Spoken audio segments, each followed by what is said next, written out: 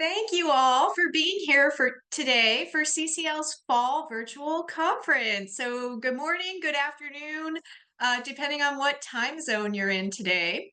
I want to welcome all the folks who are tuning in on their own, all of you who have gotten together at watch parties with your chapters, and those of you who will be watching this recording later on. We're so grateful that you've taken the time to join us. I'm Rachel Kerestes. I'm CCL's executive director, and I stepped into this role at the end of June. So it's my pleasure to be here with you. This is my very first CCL fall conference. It's been a busy and exciting 5 months leading this incredible effort and getting to know all of you. I've come into this work with years of experience in DC, so I knew CCL's grassroots volunteers were a unique and powerful force. But over the last few months, I've started to really understand just how unique all of you are. I've learned how much you love to dig into the nitty-gritty of policy as the permitting reform conversation moved forward. I saw and I came to really respect how seriously you all take your jobs as advocates. I mean, if you're going to lobby for something, you want to understand it inside and out. I really love that as a policy wonk myself. You guys really understand that good policy has nuance, and you show up for the trainings, you ask great questions to get the answers and the details that you need. And I'm just so excited to see all of that on display next week in all of your virtual lobbying meetings in support of the Energy Permitting Reform Act, which we really hope to have the chance to get across the finish line before the end of this year. And we'll talk more about that later in the conference. But I've also learned just how creative and passionate you all are about building community.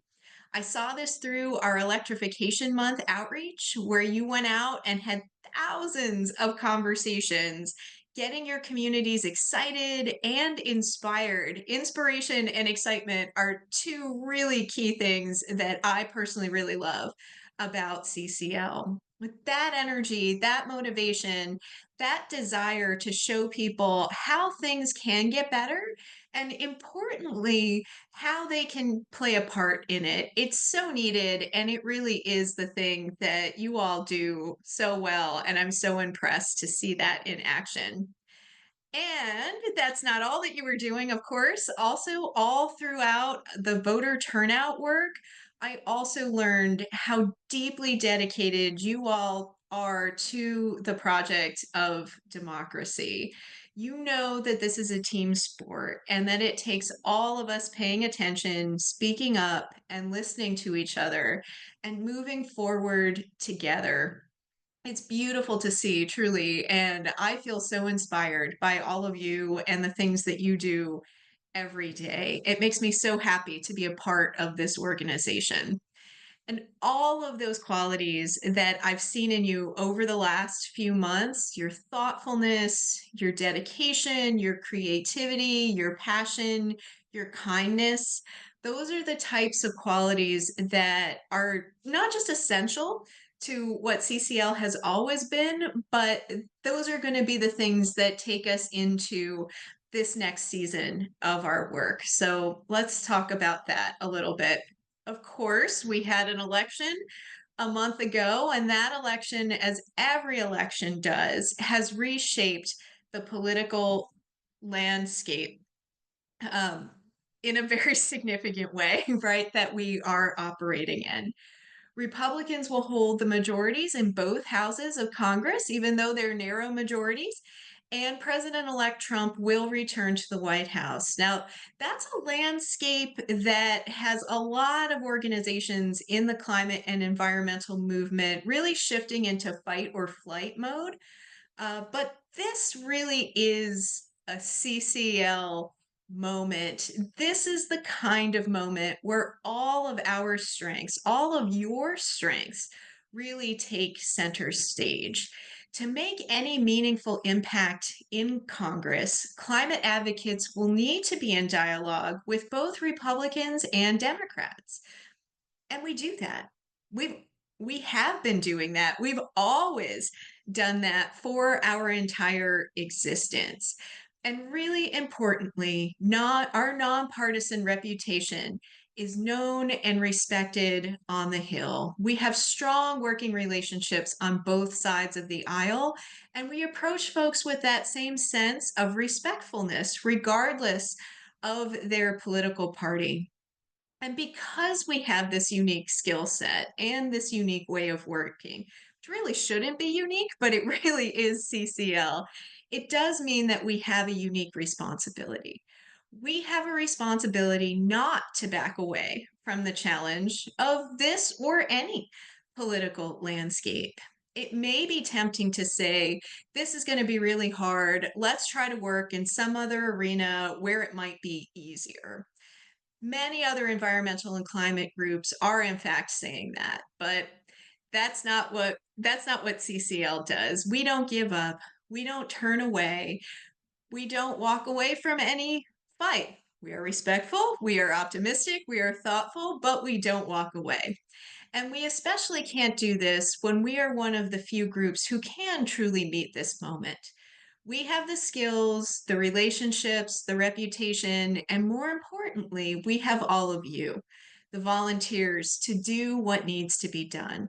So, as we look ahead to the new Congress, the new administration, and beyond, I see CCL as one of the few make or break advocacy groups when it comes to federal climate policy. We have always set out to do big things.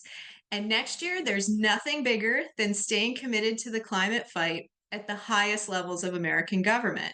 We'll need all hands on deck, and so I'm very glad you're here with us.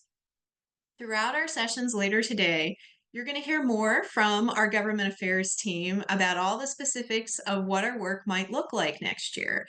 But essentially, we see two challenges for the coming year. First, we're going to need to protect the climate progress we've made so far. And second, we're going to need to find and snatch every opportunity we can to make new climate gains. So let's talk a little bit about protecting the climate progress we've made so far. The main policy we're talking about is the Inflation Reduction Act, or the IRA. Most of you know that this is a bill that passed in 2022, of course, with a lot of effort from CCLers, and it made historic investments in climate action and clean energy, including the tax incentives and rebates we were talking about to folks earlier this year for heat pumps, induction stoves, solar panels, and so on. All of those measures have put America on a path to less climate pollution.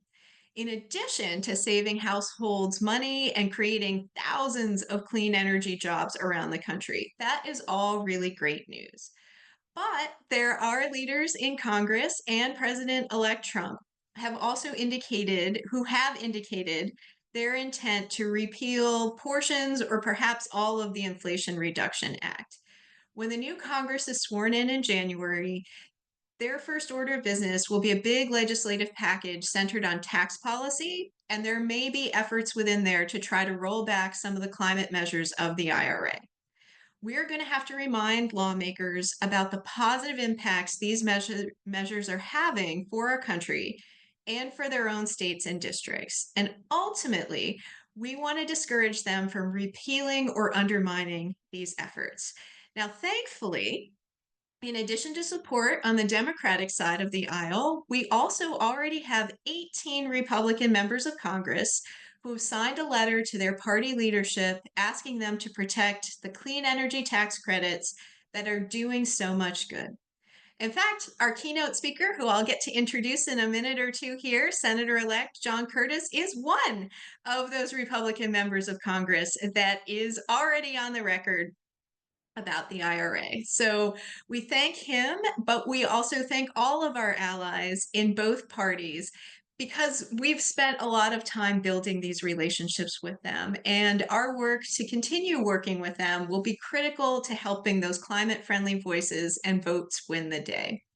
And if we play our cards right, not only will we stop any rollbacks to the IRA, but we'll also be able to help advance other opportunities for climate wins that will emerge in this new landscape. There's been a lot of interest in tariffs in the incoming administration. That means the door could be open for a carbon border tariff to drive pollution down worldwide. And we're also hearing from our government affairs staff that there's growing interest in legislation to support clean energy technologies. So we may see some opportunities arise on that front next year. Our legislative team will get more into this later today, but rest assured, the next few years won't just be focused on playing defense. We have a number of opportunities to secure wins on climate. So again, I'll say I'm incredibly grateful to be here with you for this conference this weekend. And it really is truly my privilege to do this work alongside of you. So thank you all for welcoming me into the organization. Thank you for listening to this episode of Citizens Climate Lobby's training program. You can tune into more episodes anywhere podcasts are available. Inspired by what you heard today? Join Citizens Climate Lobby to advocate for bipartisan climate solutions. Go to community.citizensclimate.org to find more trainings, resources, your local chapter, national action teams, discussion forums, and more. Be sure to like our Facebook page and follow us on Twitter and Instagram @CitizensClimate. We also invite all of our listeners to subscribe to our YouTube channel for more inspiration. Like what you hear? Recommend us to your friends and make sure to give us a 5-star rating. It helps us show up on other listeners' feeds. Feel free to pass on any suggestions for future episodes in the comments as well. And together, we are creating the political will for a livable world.